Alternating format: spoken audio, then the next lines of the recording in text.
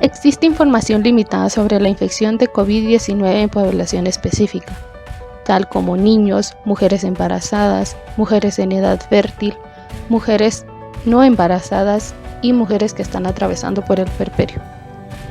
No existe diferencia sintomatológica entre mujeres no embarazadas o mujeres embarazadas. No hay evidencia de transmisión a través de la madre por el líquido amniótico, sangre del cordón umbilical, flujo vaginal o leche materna. Las mujeres embarazadas o recién embarazadas confirmadas con COVID-19 son tratadas con terapia de apoyo, tomando en cuenta las adaptaciones inmunológicas y fisiológicas durante y después del embarazo. Pero en neonatos nacidos de madres COVID-19 positivos se hallaron niveles altos de inmunoglobulina G, inmunoglobulina M, interleucina 6 y enzimas hepáticas. La inmunoglobulina G es una inmunoglobulina de memoria, producida por la madre que atraviesa la vía placentaria. La interleucina 6 trabaja junto a la interleucina 1, el factor necrótico tumoral, el interferón. Estas son citocinas que promueven la diferenciación de linfocitos T y B e inhiben citocinas que son protoinflamatorias. Una posible infección neonatal por COVID-19 también podría ser el resultado de una transmisión adquirida por el tracto respiratorio de la madre durante el puerperio. Esta es conocida como transmisión horizontal. Esta es una actualización hacia el 30 de abril del año 2020.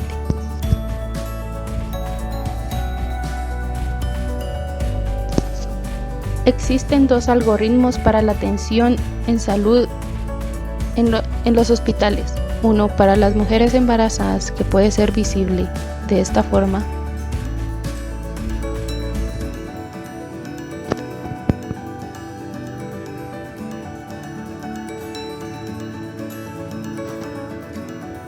En el cual especifica el aislamiento del encamamiento obstétrico del servicio séptico, el aislamiento del quirófano obstétrico del servicio séptico y el aislamiento del quirófano obstétrico del servicio séptico, al igual que un flujograma para la atención perinatal y neonatal en relación a la infección del COVID-19, presentado a continuación.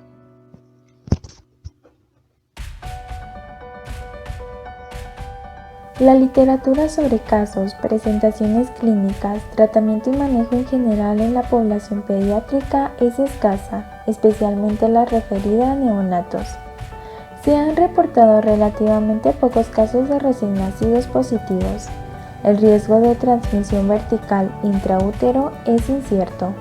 No se ha podido evidenciar la presencia del virus en fluidos genitales, líquido amniótico, ni tampoco en la leche materna hasta el momento.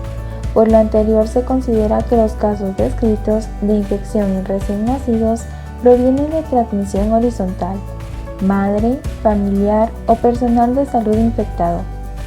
Preparación de los servicios de salud del primero y segundo nivel para la atención materno-neonatal durante la pandemia COVID-19. Si se atiende al neonato de una madre sospechosa por COVID-19, se debe seguir los pasos indicados en normas para la atención integral neonatal, tomando en cuenta algunas modificaciones en la atención de rutina. Lactancia materna en neonatos hijos de madre sospechosa o confirmada por COVID-19. La OMS recomienda mantener el amamantamiento tanto para los casos de madres positivas como en investigación, siguiendo las medidas de aislamiento de contacto y por gotas. Atención domiciliar del parto por comadrona. Considerando que las comadronas son proveedoras de salud comunitarias, desempeñando un papel importante en la atención de la mujer prenatalmente, durante el parto y puerperio, así como para la atención del recién nacido, se debe brindar apoyo a su labor durante la pandemia COVID-19. En los países como Guatemala, cuyos sistemas de salud materno-infantil ya eran débiles, el COVID-19 está ocasionando interrupciones en las cadenas de suministro médico y está sobrecargando los recursos humanos y financieros. Además, las visitas de las madres e infantes a los centros de salud están disminuyendo por el confinamiento, los toques de queda y la interrupción del transporte. Las estimaciones de UNICEF revelan que si por alguna razón se interrumpen los servicios ordinarios de atención médica y se restringe el acceso a alimentos, el aumento de las muertes infantiles y maternas será devastador. Incluiría también posibles repercusiones al sistema de salud, como la reducción del tratamiento de la neumonía y la sepsis neonatal. La respuesta del UNICEF ante el COVID-19 en materia de promoción toma en cuenta los siguientes aspectos: garantizar que los niños estén sanos y bien nutridos, llegar a los niños vulnerables, proporcionarles agua, saneamiento e higiene, facilitar que los niños puedan seguir estudiando, ayudar a familias a cubrir sus necesidades y a cuidar a sus hijos, proteger a los niños de la violencia, la explotación y el abuso, proteger a los niños refugiados, los migrantes y los afectados por un conflicto. Esta respuesta está elaborada en torno a un programa de acción que da respaldo a los gobiernos e insta a los encargados a tomar decisiones. El virus puede tener un efecto devastador en los cuerpos pequeños que ya son débiles debido a una mala nutrición. Al mismo tiempo, la pandemia está teniendo un efecto ruinoso en las familias vulnerables que dependen de un salario diario o una remesa. Los bloqueos relacionados con la COVID-19 y las restricciones de movimiento están socavando severamente los medios de vida, exacerbando las amenazas existentes como conflictos y sistemas de salud débiles, lo que hace que sea especialmente difícil para las familias de las naciones más pobres pagar una dieta nutritiva. Los niños desnutridos, especialmente los menores de 5 años, corren el riesgo de ser una de las principales víctimas de la pandemia y sus consecuencias socioeconómicas. 22 millones de niños menores de 5 años y madres embarazadas y lactantes dependen del programa para proporcionarles alimentos y micronutrientes para la prevención del tratamiento de la nutrición. La desnutrición aguda es causa por el consumo inadecuado de alimentos o enfermedades o ambas, lo que resulta en una pérdida de peso repentina que, si no se trata, puede provocar la muerte. Las proyecciones del programa indican que la desnutrición aguda en niños menores de 5 años podría aumentar en un 20% debido a los impactos socioeconómicos de la COVID-19 en la seguridad alimentaria. Este número es solo el resultado de la inseguridad alimentaria. Las muertes materno-infantil han sido un grave problema para Guatemala desde hace ya muchos años. Y con la venida de la pandemia, estas se han incrementado. A continuación, les presentaré una entrevista con el doctor Omar Fortuna, quien es médico del Centro de Salud de Salcajá. Él responderá algunas preguntas acerca de la mortalidad materno-infantil y el coronavirus. La pregunta sería, ¿cómo cree que el COVID-19 incide en el incremento de las muertes materno-infantiles? Indudablemente tiene que influir, porque el día que la pandemia se disemine dentro de todos los grupos que atiende salud, el grupo materno pues va a ser uno de los afectados, principalmente en el embarazo, en el puerperio o en ambos, o si no durante el embarazo que afecte a la madre y al niño. Y entonces esto va a incrementar indudablemente la mortalidad más o menos en la misma proporción que en el resto de grupos de población. Entonces, lo que nosotros vemos con esto es que el pronóstico es que sí puede incrementarse tanto el problema en los niños que ya nacieron cuando se contagien y en las madres que están gestando o que están en puerperio. Muchas gracias. Como segunda pregunta, ¿cree usted que estar el sistema de salud más concentrado en el control del COVID-19, esto puede llegar a afectar la atención de la salud materno-infantil? No cabe la menor duda de que el hecho de que los servicios de salud se encuentren controlando esta pandemia tiene que afectar el resto de los servicios. Y afecta al resto de los servicios en primer lugar porque la gente que tiene algún nivel de educación se ausenta de los servicios y ya no se presenta por temor a contraerlo dentro de los servicios, pensando que iban a estar personas enfermas. Y entonces eso hace que haya un cierto abandono. Tercera pregunta, ¿nos podría indicar cuáles son los riesgos al contraer COVID-19 durante el embarazo? Bueno, el riesgo que se tiene en primer lugar es que el déficit de oxigenación dentro de la persona va a afectar también al niño. y esto puede afectarlo negativamente por su desarrollo, dependiendo de la etapa en que esté. Uno. Segundo, que si una madre tiene COVID, le puede transmitir verticalmente al niño la enfermedad, y esto también lo puede afectar dentro de su desarrollo intraútero y fuera del útero posteriormente si se le desarrolla ya la enfermedad después del nacimiento, inmediatamente después del nacimiento. Entonces esto desde luego sí va a afectar a las madres, y por eso hay que hacer muchas medidas de prevención dentro de este grupo. Muchas gracias. Buenos días, nos encontramos aquí con la jefa de enfermeras del Hospital Materno Infantil de Huehuetenango, Cindy Castillo, a quien le realizaremos una entrevista. ¿Cómo cree que afectará en un futuro el desarrollo del país en esta situación de la pandemia? Una buena mañana para todos. Pues yo creo que en un futuro ya no afectará, sino que nos está afectando, ¿verdad? Nos podemos dar cuenta según los datos y las estadísticas que se han estado brindando, tanto económico, social, emocional, pues ha estado afectando bastante a la población guatemalteca y lo seguirá haciendo de aquí a unos 10 años.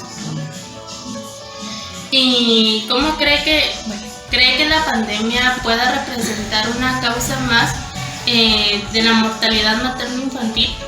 Sí, la puede representar. Nos podemos dar cuenta ya que en Guatemala pues hemos tenido muertes materno-infantil, hemos tenido la muerte solo de madres, solo de neonatos. Entonces nos vamos a dar cuenta y se va a ver reflejado en las nuevas estadísticas de que sí va a afectar bastante en la muerte materno-infantil, tanto aquí en Huehuetenango como en todo el país. Bueno, muchas gracias. Por motivos de tiempo no pudimos incluir completa la entrevista que le realicé al licenciado Emanuel Ixtacuy, sin embargo esta se encontrará en los anexos. Aquí únicamente haré un breve resumen acerca de las 3 preguntas que le realicé. La primera era cómo se encontraba la SAN antes de que viniera el COVID. Él nos contestó que la verdad es que la SAN, y como él muchas veces lo refiere, en realidad no es una seguridad alimentaria y nutricional, sino es una inseguridad alimentaria y nutricional que se vive en Guatemala, ya que 1 de cada 3 familias se encuentra muy mal. Además, él nos mencionaba que el 46.5% de la población infantil tenía desnutrición crónica, y esto nos llevaba a ser el primer puesto en desnutrición crónica a nivel centroamericano y del Caribe. La segunda pregunta que yo le hice fue qué pensaba él o de qué manera él creía que iba a impactar el COVID a Guatemala. Él me decía que era bastante evidente que el COVID había venido a impactar directamente al acceso a la alimentación adecuada. ¿Por qué? Porque habían habido despidos masivos y que esto había provocado una inflación en los productos, además de que muchísimos de los programas que ya se venían trabajando habían tenido un decrecimiento económico debido a esta situación. La tercera pregunta que yo le realicé era cómo él pensaba que nosotros como amantes de la nutrición podíamos colaborar con esta situación. Él nos comentaba que primero que nada debíamos inmunizarnos y crear conciencia. Nosotros como partidarios de la salud nutricional debemos continuar en la labor y debemos ser quizá un poquito más como insistentes.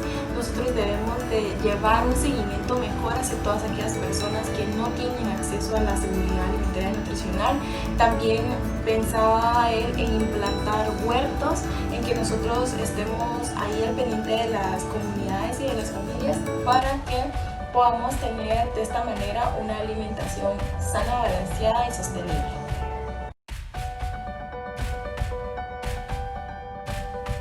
Objetivos. Objetivo general. Fomentar en la población conductas y prácticas alimentarias adecuadas para generar cambios óptimos en la salud. Objetivos específicos. Informar a la población sobre las advertencias nutricionales para que no sean víctimas de la publicidad engañosa.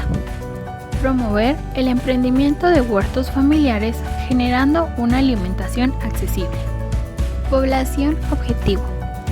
Durante la aplicación de los proyectos se busca atender a la población de áreas rurales y urbanas, en especial a padres de familia para que contribuyan a la formación de hábitos saludables. Riesgos de desnutrición. hospitalización, trastornos alimenticios, infecciones graves, falla en algún órgano. Los lactantes y los niños son especialmente sensibles a la desnutrición, con riesgo de padecer desnutrición calórico-proteica, riesgo de padecer anorexia nerviosa, particularmente en adolescentes. La desnutrición contribuye a la sarcopenia.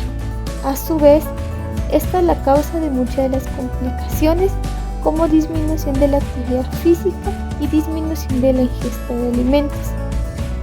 Relajación adaptativa del fondo del estómago, disminución de los sentidos del gusto y del olfato, que puede reducir el placer de comer, aunque solo suele disminuir la ingesta de alimentos. Depresión, causa frecuente, soledad y demencia.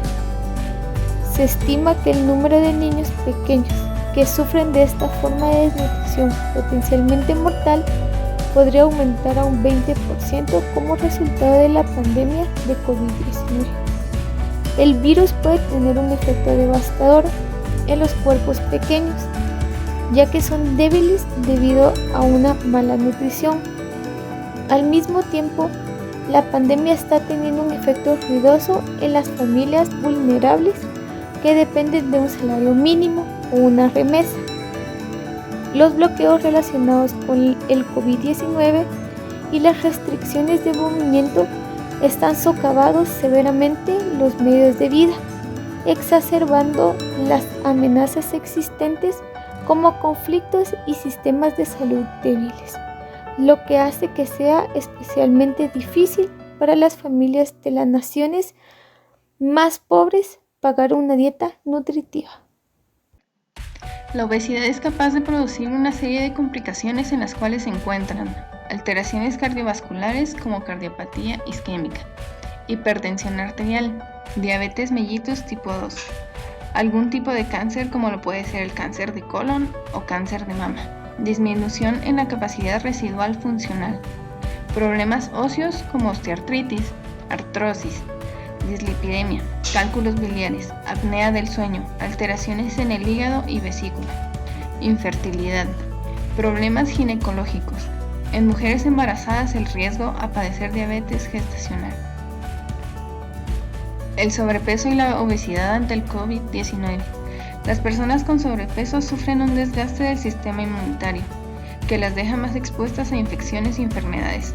Actualmente, con la situación de la pandemia, es muy importante recuperar o mantener un peso adecuado, llevando una dieta equilibrada que nos permita mantener el sistema inmune de forma adecuada para defendernos contra enfermedades.